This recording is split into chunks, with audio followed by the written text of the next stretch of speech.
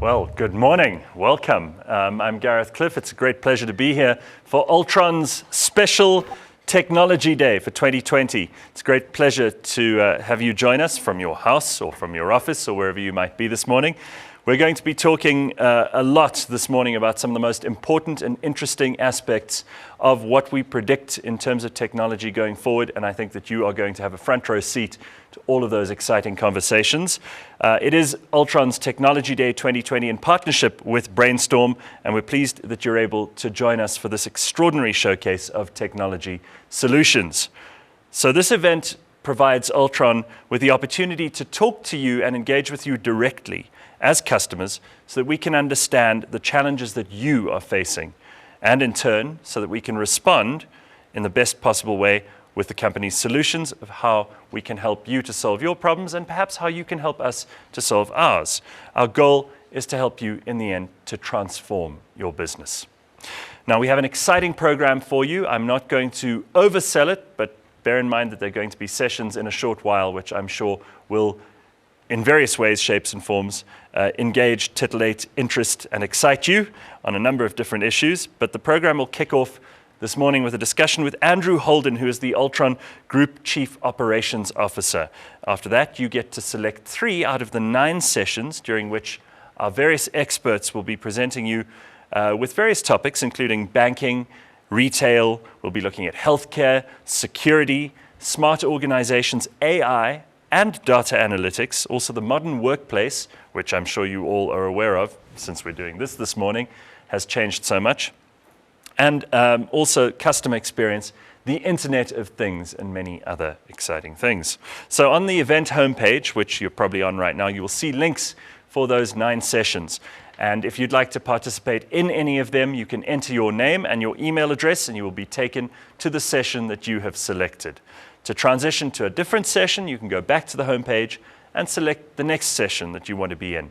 These are live sessions, so check the time that they're starting and ending so you don't make any mistakes and miss half of it. In all of our sessions, you will also be able to make comments or ask questions via the chat box. So it's very interactive. We don't want you just sitting there and taking it in or pretending to be taking it in and going off for tea. You really do want to hear what's being presented here. So when we're done with our 3 sessions, you can come back into the final session, the plenary really, which during which time I will be speaking to Mteto Nyati, well known to any of you as the Altron Group Chief Executive, on a topic that he is passionate about, which is leadership in a time of crisis. And that's certainly something we need to hear about at this stage, not only in South Africa, but in the world. So I want you to watch a little video quickly before we get going with Andrew. Here is something that Altron have put together just to start things off for this morning. Sorry for your loss.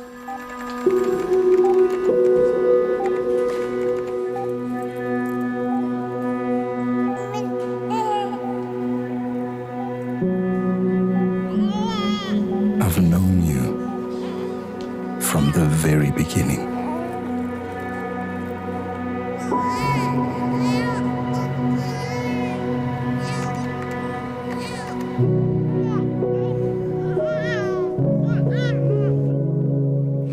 Watched as you started exploring the world.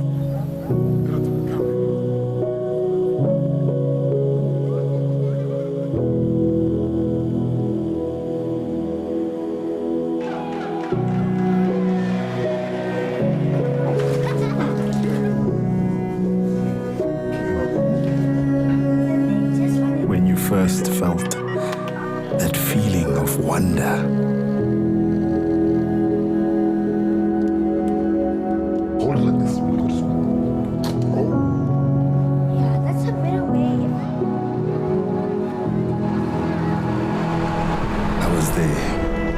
When you had your heart broken.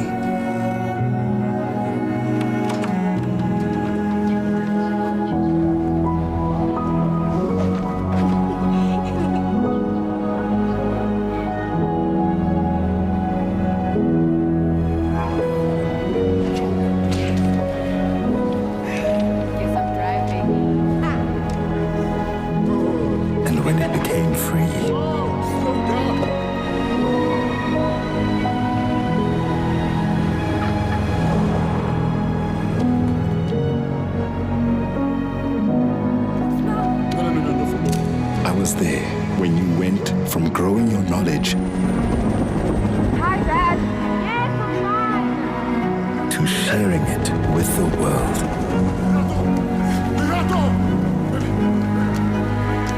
I was there to make sure you were safe. I'm fine. There's his face. When you found your forever love.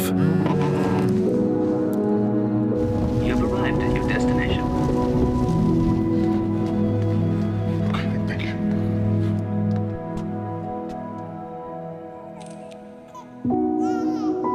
And looked on as life drew full circle.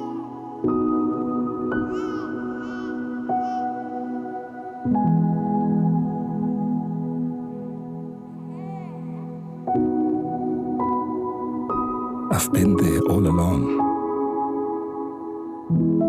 and I always will be.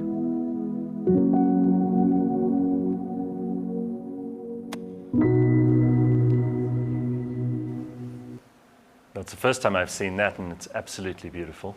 Tells a story, and I think this morning we'll hear many stories. I think there are also going to be opportunities for us to discuss some of the more technical aspects of what's going on. The world has changed so much. I'm sitting with the COO, and Andrew, it's a great pleasure to have you here with us this morning. Obviously, this year has been an incredible sea change for everybody. There's almost nothing that hasn't been affected by what the world has gone through. And thank goodness for technology, because technology has made it possible for us to do what we're doing today, and for so many people all over the world to continue and to try and survive this crisis in ways that probably weren't possible 10 years ago. Correct. Thank you very much. And it's interesting, and we've been, as South Africa, part of the lockdown for the last almost 6 months, and we started the lockdown on the 26th of March. And I guess we were all operating in the dark at this stage. The initial lockdown was 3 weeks. We reacted as an organization, we reacted as a country to the initial 3 weeks, and then it was extended by another 2 weeks, and then level 4, level 3, level 2, and now level 1. And it has been unprecedented in our times. All of us, we've reacted as best we can in that environment. And you look at the effects in the South African economy, the global economy, things that you would never expect, even like fuel stations. Because we weren't traveling, people were not putting in fuel. And how do those people survive that are surviving on tips and surviving on putting fuel in your car? So even those things, we all know about the tourism, the alcohol, which is, I guess, all of our favorite topics during lockdown. But it's affected us in dramatic ways. And it's going to take a decade to recover from this. And we've got a business in the UK, and we were just talking yesterday, their tax rates are set to increase by 4 to 5% over the next 2 to 3 years to pay back for this lockdown period. South Africa is going to be in the same situation of trying to catch up and resetting the thing. If you look at the economic stats in South Africa, we haven't had let's call it a continual downturn like we've had in the last 9 months since the end of the Second World War. So that is 70 years of history wiped out. We've reset the clock almost 10 years back from an economic growth point of view. Unfortunately, we also have to look at what it's done for, let's say, the most vulnerable of our I was just reading this morning that the World Bank has just released statistics that some 115 million people in the world are going to find themselves in extreme poverty as a direct result of what's just happened this year.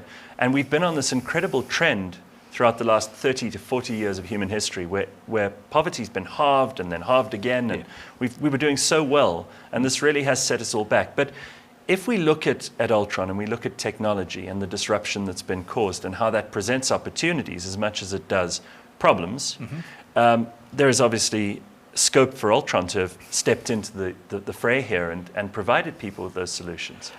You're quite correct, and we frame this conversation around digital transformation. Right. And digital transformation is how we interact with our customers as companies, and also how we interact with our staff as employers. And so the digital transformation, and we're all used to it, we all look at things that we're used to seeing in the way we interact. Uber is a good example, Amazon.com is a good example, Netflix is a good example, and those have been coming.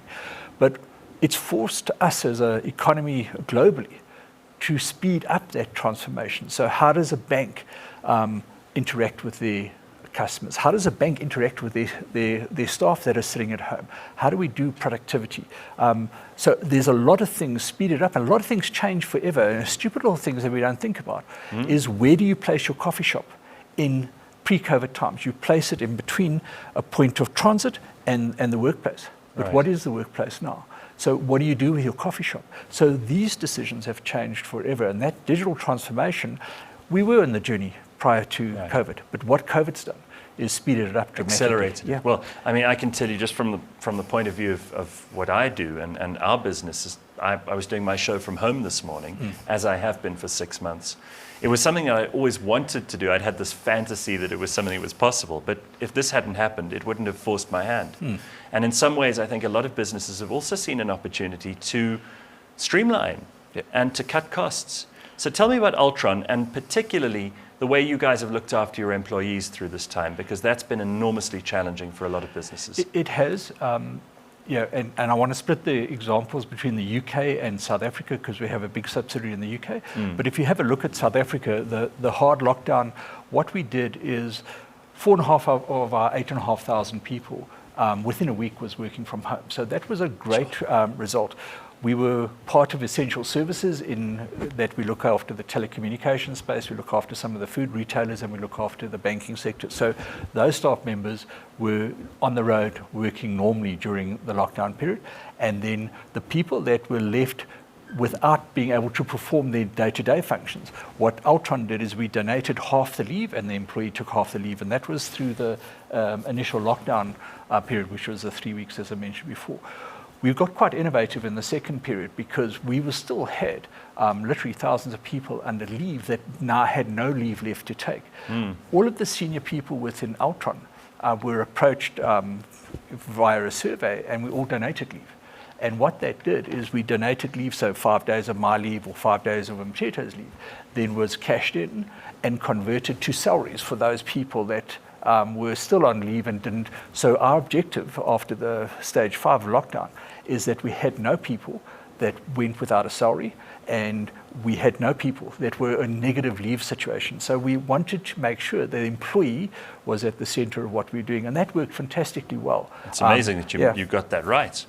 It was great. We actually we donated too much leave at the end of the day, and we got some back from the central pot. But it was great the way the Altronians stood So up. you're not going on holiday for 6 years? No, we only we donated between sort of, if someone donated maybe 1 day or 2 days, Sure. up to 5, maybe 10 days. No, it's a terrific scheme, yeah. and I think a great way to prove that in order for companies to survive, people have had to bring forces to bear that they haven't necessarily before. What about the situation for your customers? So fortunately for us is that, as I said, we were part of essential services. So we delivered those services, and they became more strict on the SLAs, because those customers were now dependent on their digital channels. So think about banking with their ATMs or telecommunication spaces with their call centers. So, and we survived, and we stepped up to our customers, and that was great. The customer environment's changing at the moment, because what was the preference originally in the first 6 months was, don't change anything, it's working. Preserve our cash, which is all companies, so don't spend where you don't have to. Right. And we're 6 months into it, and people have figured out it's a new world. And we now have to get back into how do we survive and thrive in this new world. And the customers are seeing that. So digital transformation, smaller projects that make an immediate difference to their lives. So step changes rather than this sort of 3-year strategy. And then we also have to look at, as we move to the cloud, digital transformation, what has that done for security? So we're putting all our eggs in the one basket, and there's several things in the press which I won't sort of go into, but we can all read them from hacks and people, and mostly people doing silly things within the organization that allows for the data leaks, and that's what we need to protect. And as our employees move home, how do we secure that network? As our data gets centralized into a single repository, how do we collect that single sort of pot of gold that criminals are after? So that's a big change in our lives as well. Well, listen, congratulations to you and to Mteto and the rest of the leadership team. for being able to, first of all, survive as a company. There are many big companies and small that have taken an enormous knock through all of this, that you've been able to continue to provide all the services that your customers so desperately require, that you've been able to look after your employees. It sounds like, although 2020 has been difficult, you guys have been ahead of the curve. Very difficult to say we're ahead of the curve, but we manage the curve, let's say. I think one of the things that we need to acknowledge is that as South Africans, moving to home and working from home has never been easy as well, because you mentioned doing your show from home. You end up competing for that space. So that space is physical space, it's noise space, with your spouse, with your significant other, with your children, with your neighbors, with the dog, with the birds. So we've all had to learn this sort of new way of sharing. There hasn't been one video conference I've been on where a hardy-dar hasn't interrupted us. Correct. And so that speaks to us as a tolerance level, right? As employers before, you would never have tolerated, you would be going, kick the bird out, and it's a new way of working, right? I think we have to acknowledge that as a, let's say, workforce in South Africa, we're not all set up to work at home. And so that social difference that we can make in the economy of South Africa, imagine our 8,000 people being able to work from home or from work. What does it mean on travel time, our travel costs? And if we can allow our employee to take home a PC or a laptop and give them data connection or apply data connection, what does that mean for not only them, but their social community, their families, being able to e-learn? So we have an ability as a company, as an economy, to make a substantial difference that'll last into the future as well. Have you got back into going into the office now? Have you started to re-acclimatize to something slightly different but more similar to what we were in before? I think it's a strange question, because I will go into the office once a week at the moment. Most of our stuff is done online and through Microsoft Teams, but the issue is you almost start missing the things that you're used to. You're missing traffic, you're missing until you get stuck again. Obviously. Well, it takes a day. so you miss those things, but I quite enjoy going in, because we're human beings at the moment. We are social creatures, and I like going in and interacting. And strangely enough, we are sitting now a metre and a half apart, and this is the new world. Six months ago, we would have been closer together. We greeted by touching elbows. Correct. And, I think this is something everybody's got used to. It's a new world, in some ways, some of it is just inexplicable and can't be completely understood. And in other ways, it's brought welcome and quite complex new additions to our lives. I mean, people maybe have seen more of their families than they would like in many circumstances. But thank you very much, and congratulations on everything that you guys have got right. Thanks very much. Very good stuff. Andrew Holden's the COO, and you need to return to the home page to select your streaming session. But let me quickly tell you about that so that you know exactly what's happening. We're going to go into various subject matter sessions. So each of these is only 40 minutes long, and you need to remember on the event homepage, you will see links for the session that you would like to participate in. As you do that, you put your name and your email address in. The reason you do that is obviously to register so we know how many people are in all of the sessions. And between 9:25 and 10:05, the first session, now you have the option of tuning into one of these. So you either get to go to Transforming the Future of Retail, which is with Miguel Vieira. And if you want to attend that one, the details of that are very, very interesting. But I'll give you a short synopsis of what kinds of things you can look forward to hearing from Miguel. How can we reshape the supply chain so it becomes more automated and customer focused? So if that's an area of particular interest to you, then join Miguel for that session. Alternatively, Transforming the Future of Banking might be more up your alley. Charlene George and Vaughan Naidu will be leading that session. What are the forces that are changing the relationship between ordinary people and money? And this is fascinating, especially around the cashless economy. What insights do we have on customer loyalty and the need to be customer-centric? That's the second session. You have to choose between those two, or the third, which is healthcare of the future. And I think this is particularly apt for many of us who are considering how healthcare has changed and how we're suddenly preoccupied with our health in a way that we might not have been before. Andrew Brown and Dilip Naran will be handling that session. Here they're going to look at the patient journey as adoption of virtual care models increase all across the world. What does this mean for you in terms of electronic scripts, payments, identity verification, patient consent, and privacy? I mean, that sounds like something I'd be very interested in hearing. I'm sure you would too.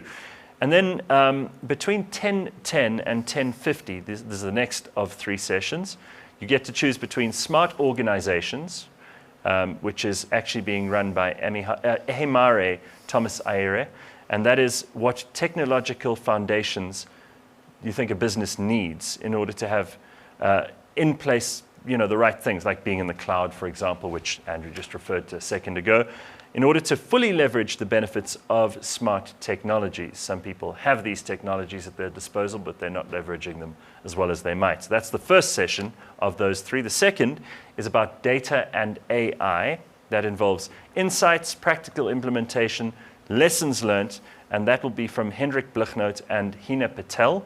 Those are the leaders of that session. But interesting question here to ask: what are the practicalities of using data and artificial intelligence in the operation of your business? If this is something that interests you, perhaps you've asked yourself how you could implement robotic process automation and clever chatbots into your operations. Then join Hendrik and Hina.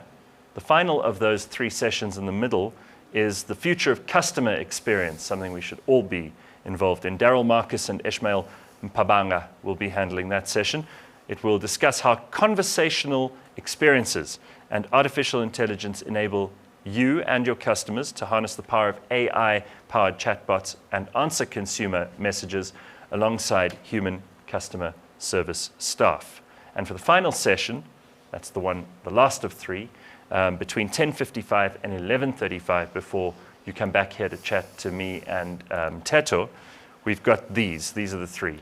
The first one is creating value and building brand trust by securing digital identities, something we should all be concerned with at the moment. Andrew Whitaker will talk us through that. Digital identities, obviously the priority for 2020, grappling to balance between customer experience, ensuring brand trust and compliance, and this is for all organizations.